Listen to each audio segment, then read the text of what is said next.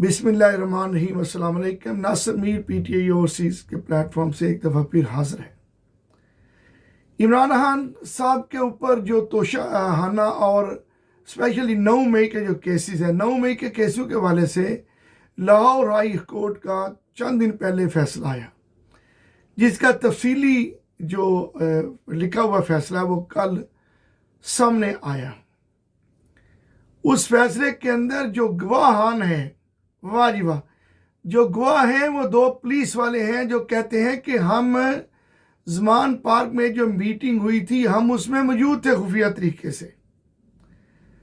मैं आपको बताता चलूं कि मेरा बहुत दफ़ा ज़मान पार्क में आना जाना रहा, बल्कि 2023 में 12 अप्रैल 2023 को मेरी खान साहब के साथ आखिरी मुलाकात ज़मान पार्क में हुई।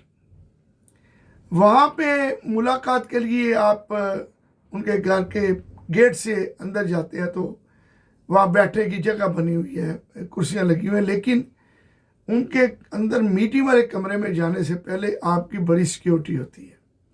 फिर आपको एक बरामदे में बैठना पड़ता है, फिर आप बारी आती है तो फिर खान साहब के कमरे में वहाँ 2 लोग हों, 1 लोग, मेरी तो 1 to 1 मुलाकात हुई, या कोई बड़ी मीटिंग हो तो वहाँ पे जाया जाता है। वहाँ उन लोगों को जिनकी लिस्टों पे नाम होता है, खान साहब का सेक्रेटरी जिसके पास लिस्ट होती है, और बाहर से एक बंदा भी अंदर दाखिल नहीं हो सकता।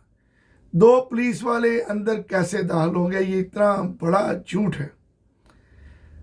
निज़ाम अदल जो है पाकिस्तान का गंदा निज़ाम अदल, अदालतों ने आज तक उस पर तवज्जो नहीं दी। नादरीन, आज एक बात आपको बताता चलूं, 1981-82 की बात है कि एक छोटे से हादसे में एक बंदा मेरे मोटरसाइकिल के आगे आके गिर गया, तो मैं उसको उठा के हॉस्पिटल ले गया, इलाज मुआवजा कराया, तो मुझे पुलिस पकड़ने आ गई।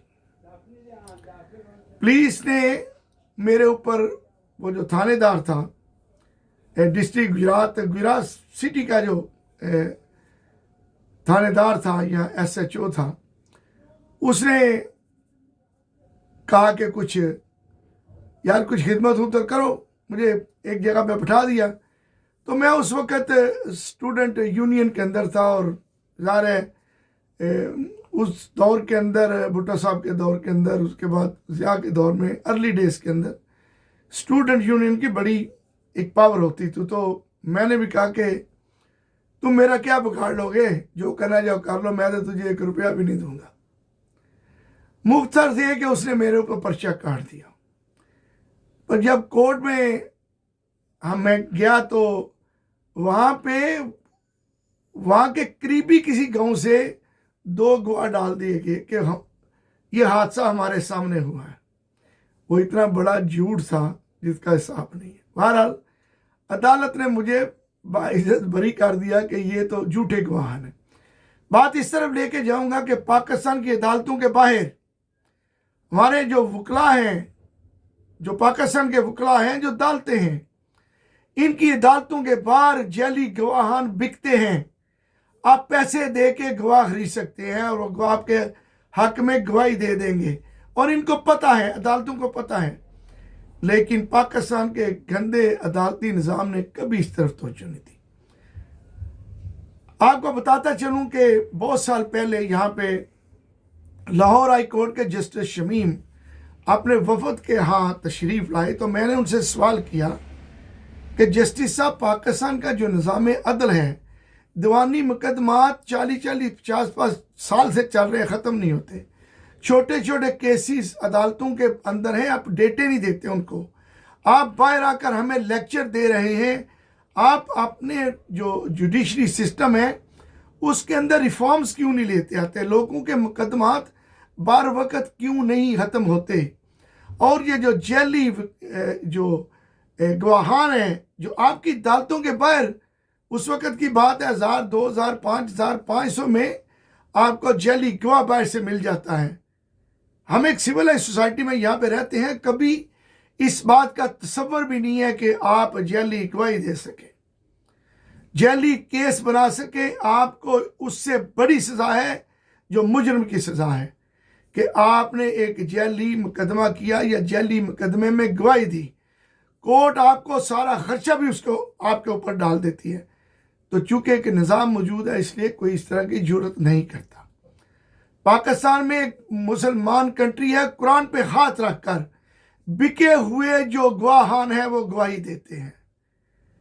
अल्लाह की ज़ात इनको अकल दे। और ये जो खान साहब के केस में 2 पुलिस वालों ने गवाही दी है कि हम जो मीटिंग हुई थी हम उसमें मौजूद थे।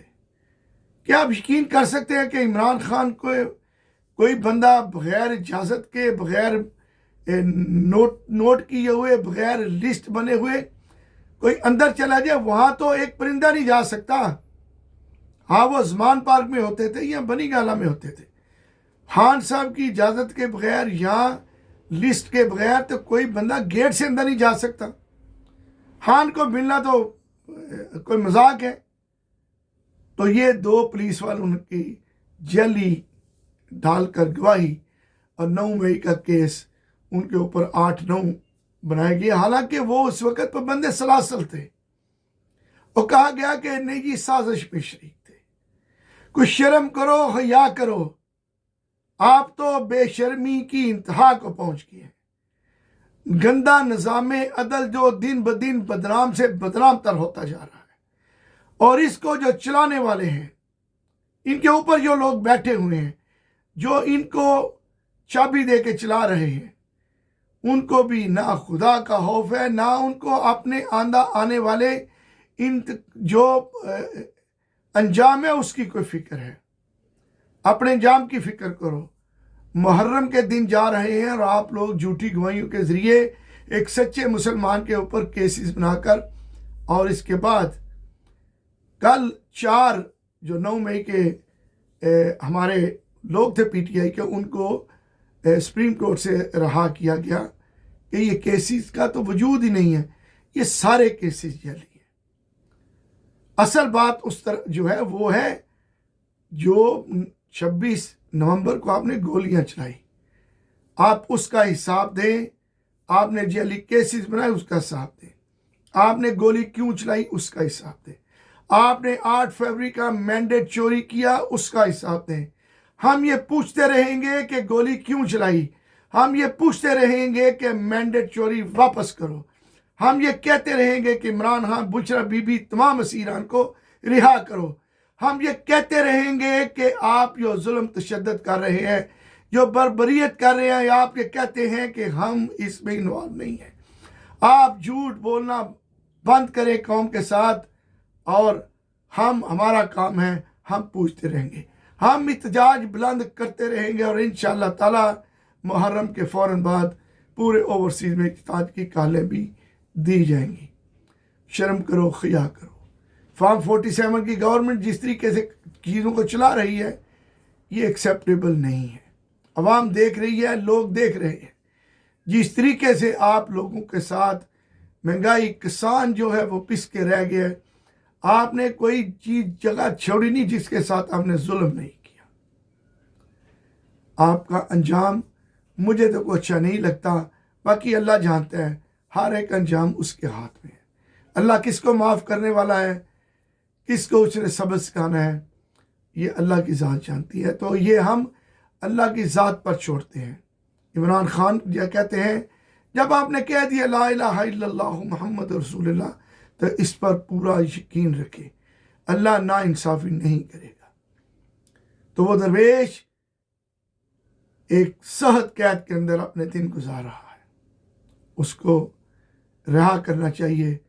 और वो हमेशा हौसले हिम्मत की बात करता है और ये बात करता है कि अपने अल्लाह से मांगो, इय्याका नअबुदु व इय्याका नस्तईन, वही पैदा करने वाला, वो सब कुछ देने वाला है। इसके साथ यही कहूँगा, इमरान खान जिंदाबाद और पाकिस्तान जिंदाबाद।